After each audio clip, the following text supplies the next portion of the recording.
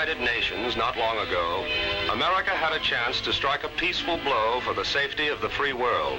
But in the conference room, our opponents let us know that they had the jump on us.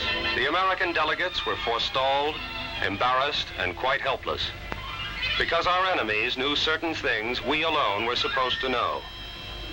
No wars started as a result of this, but much was lost. Lost because somewhere in our foreign service there had been a leak.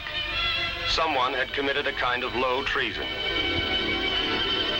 Sold out by nothing more romantic than the thoughtlessness of people who might easily have been you. It all started when 2 reports arrived at one of our government offices overseas. Together with all official mail, these 2 reports had been routed through the normal channels of the government's courier service. But because of the kind of information contained in the 2 documents, both had been classified confidential. Bearing that classification, they were given very special handling. When they traveled between foreign service installations, they were carried under seal by American couriers who never let them out of their sight. At every point in their routing, careful track was kept of them. And at all stages of their existence, these documents were subject to security procedures and security regulations. Security is also the clearance of employees, the maintenance and supervision of special storage equipment, the disposal of classified waste, the segregation of sensitive areas. It's the guard force. This thorough, involved coverage is maintained to ensure that classified material will reach its destination safely and uncompromised.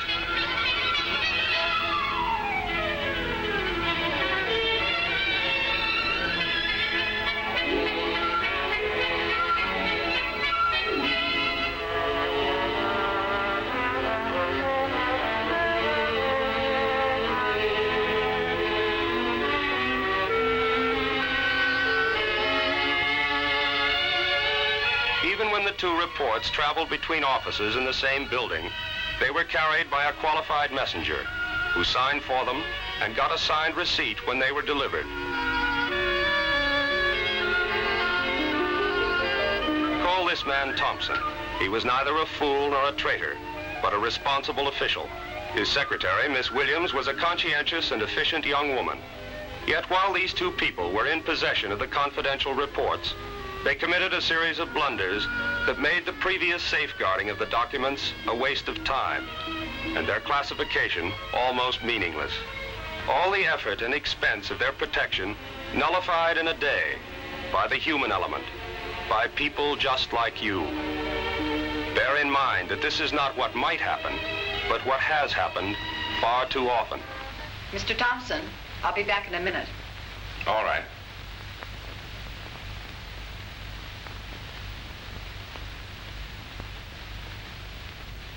Miss Starlin's office, please. No, this can't wait. I'll go down and see him. Thank you. It was late in the afternoon, and Thompson had still a great deal of work to do. He went only a few steps down the hall to save a moment, but he left his office unattended.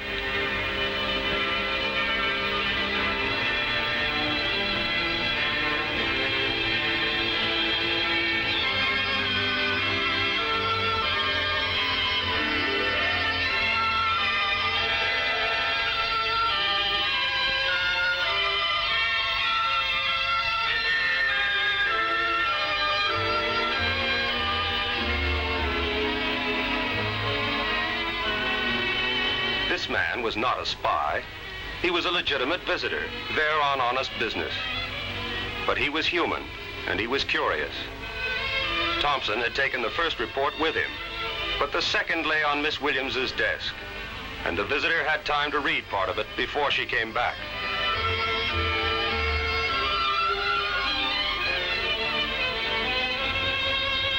He made an appointment with her to see Thompson later in the week.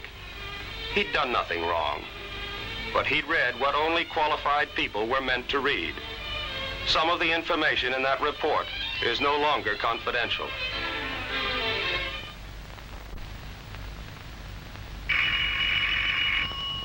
Hello? Oh, I'm sorry Mr. Thompson isn't in. Yes? Oh, here he is now. Geneva calling, Mr. Thompson. Thank you. Just a moment, please. Hello? Hello? Jack? Well, how are you? Well, listen, Jack, I just got a report from Willard's office. No, I haven't got time to send you a memo on it, so I'd better tell you about it instead. Oh, no, I'm not going to read it. After all, it's confidential. But the substance of what it says is that... Thompson was in a hurry, but he knew better than to do this. For almost every phone call you make, important or not, is listened to by people employed to do exactly that. Cryptographic facilities should have been used instead of the telephone. All right. Goodbye.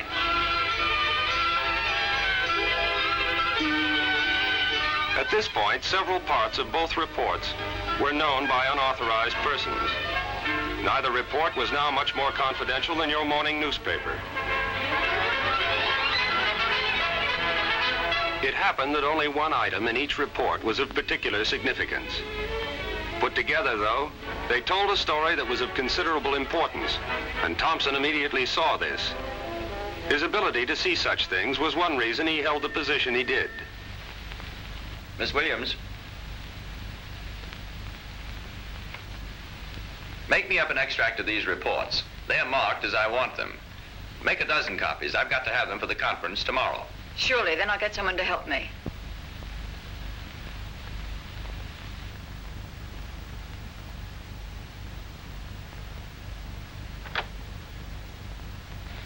Nicole, could you help me with this typing job? Mr. Thompson has to take it with him when he leaves tonight, and I simply haven't time to do it. Sure, I'd be glad to. How many copies do you want? 12. He needs an extract of the marked paragraphs of these two originals. All right. Did you have a nice time at that place you went the other night? The place was all right, but that man doing the samba with him was like finding yourself caught in a track meet. I didn't even see the show. When we went dancing, he was chasing me around the table. I haven't spent such a rugged evening since the war. That's what's nice about being married. You don't have to resist. That's a thought.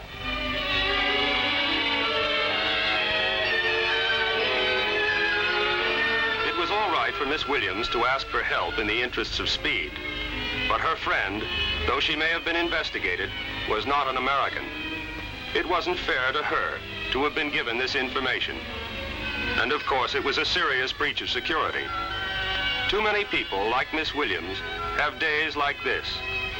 Days when there just doesn't seem time enough to be careful. Hello. Oh, there you are. I hope they're going to be all right. Oh, I'm sure they will be. Thank you very much. You're welcome. Good night. Good night. But there was time for Miss Williams to make a few more mistakes. Naturally, the foreign typist hadn't put a classification on the extract from the two reports. But it was just as confidential as they were. Miss Williams allowed it to remain unclassified. And the moment she did so, it ceased to be covered by security regulations and would no longer be protected.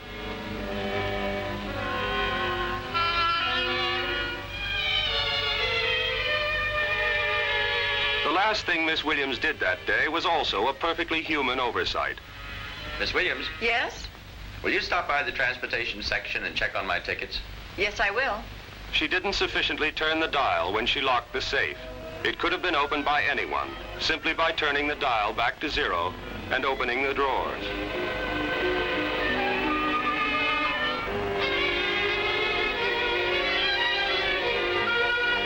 Even by working overtime, Thompson couldn't finish all he had to do to prepare for his conference in the morning. Matters were further complicated by his having a dinner engagement before his train left, where he was to meet some of his colleagues, whom he had to consult before the conference next day.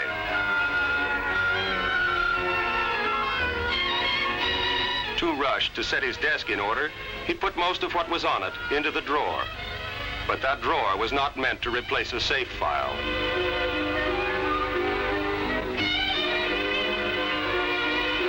He had decided to take his remaining work with him.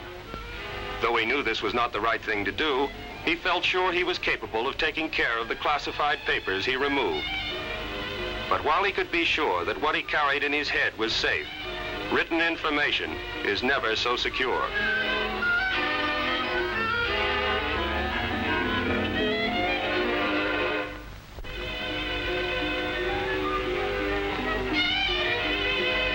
He turned his keys into the guard, who kept no count of desk keys and noticed nothing wrong. Then, completely unaware that anything was not as it should be, he signed out of the building and went off to dinner, the briefcase safely in his hand.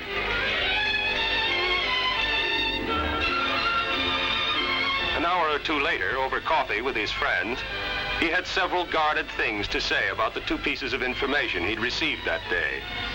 His listeners were all trusted, reliable men, just as he was, except for the waiter, of course. At about this hour, the security guard was making his routine rounds. In the course of his tour, he visited Thompson's office and made a thorough inspection of it. When he found the safe file improperly closed, he took some random contents from it as specimen. Then he closed it correctly.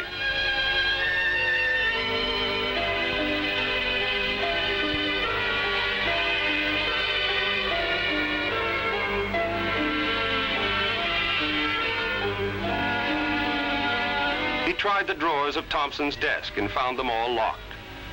Then, as anyone could have done, he came upon the desk key Thompson had overlooked.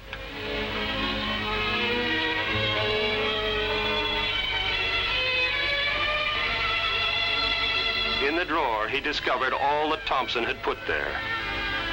He removed everything that was classified and made a note of the violation. There was nothing the matter with Miss Williams's desk so far as he could see. And since the carbons of the extract, although containing confidential information, were not so marked, he left them in the wastebasket.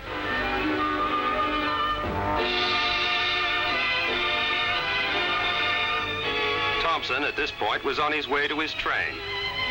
The briefcase was not left behind in the taxi, but it might have been. Thompson might have let the porter handle it, but he didn't. It is because of what might and what does happen that the kind of papers he was carrying must travel in the diplomatic pouch or by special messenger. But Thompson wanted to work on them in the privacy of his compartment. He felt that though he was breaking the rules, it was for a good reason.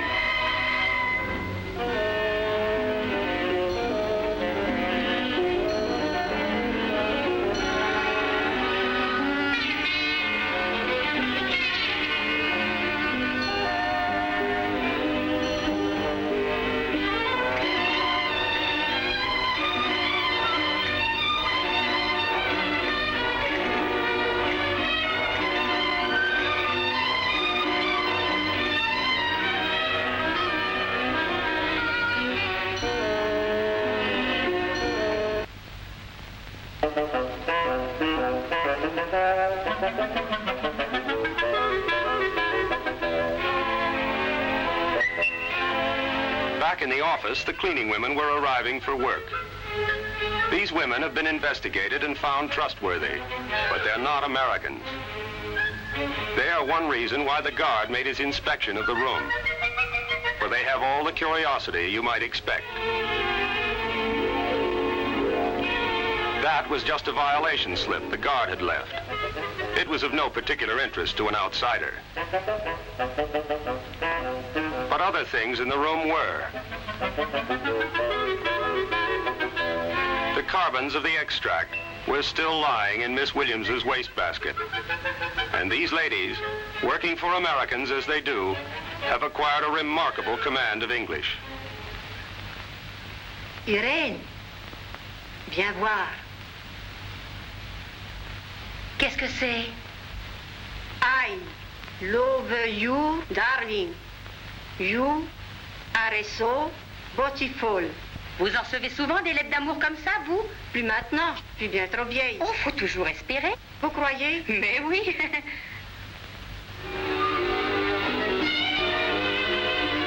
On the train, Thompson finally ended his long day's work a few hours later with one last blunder.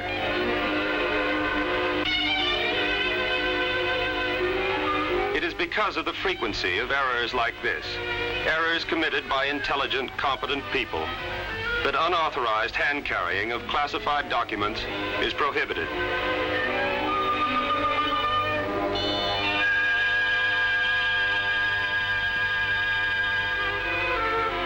When Miss Williams arrived at the office the next morning, she expected only to be a bit less busy with Thompson out of town.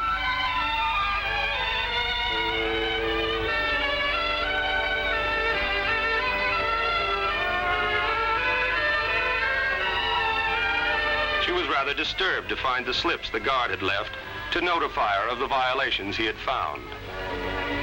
But the best-run offices, unfortunately, grow lax from time to time because people grow lax. Security is largely a question of common sense details. It is altogether too frequent an occurrence to have many violations appearing in one office in a single day. Miss Williams was no better and no worse than any good secretary. She had simply overlooked a few very important details. And so that day, before she could start her work, it was necessary for her to go to the security office to recover the papers the guard had taken. It was a new experience for her, for Thompson's office had had a good record until then.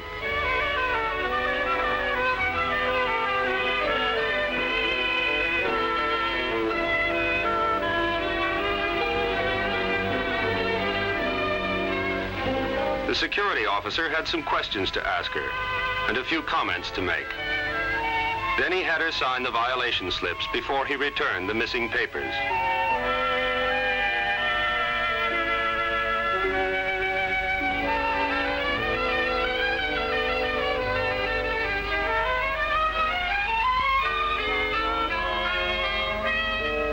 Miss Williams went back to spend a busy morning setting her office to rights.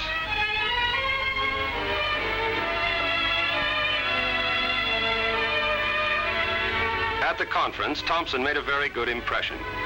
His extract from the two reports received close attention, for the story it told, in the light of the international situation then existing, meant a good deal. The matter was referred to higher authority, for it could have been of considerable service to the United States in dealings with certain other nations.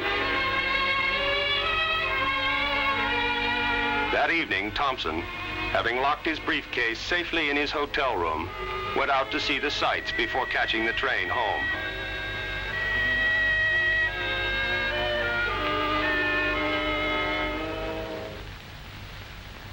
Hello, Miss Williams. Welcome back. Did you have a pleasant trip? Yes. Pretty successful, all told. Anything happen while I was gone? Oh, nothing in particular. Except that we got a couple of violation slips. Security violations? What in the world for? Well, the file safe wasn't locked, and you left some confidential things on your desk. I couldn't have. But you did. Well, I suppose these security boys know what they're doing. But it seems to me they're trying to make mountains out of molehills. Well, I guess we'd better get things straightened up around here. They straightened out their office, reclassifying what had been unintentionally declassified, filing papers where they belonged, attending to all the details which make up day-to-day security. The office was once again a secure one, and they agreed to take every possible precaution to keep it that way. But it was far too late. The significance Thompson had found in the two pieces of information others could find, and they did. 3 days later, the world and Thompson and Miss Williams learned that the United States had been sold out. No one would ever know exactly what had done the damage. It might have been what was overheard. It might have been what was seen, or what had fallen into unauthorized hands. A thorough investigation, however, revealed that the most likely source of the leak was Thompson's office. Thompson and Miss Williams were shocked to learn the consequences of their carelessness. But it was too late. The ambassador called them both in and spoke to them about the incident. As he pointed out, security had not failed. What it could prevent, it had prevented.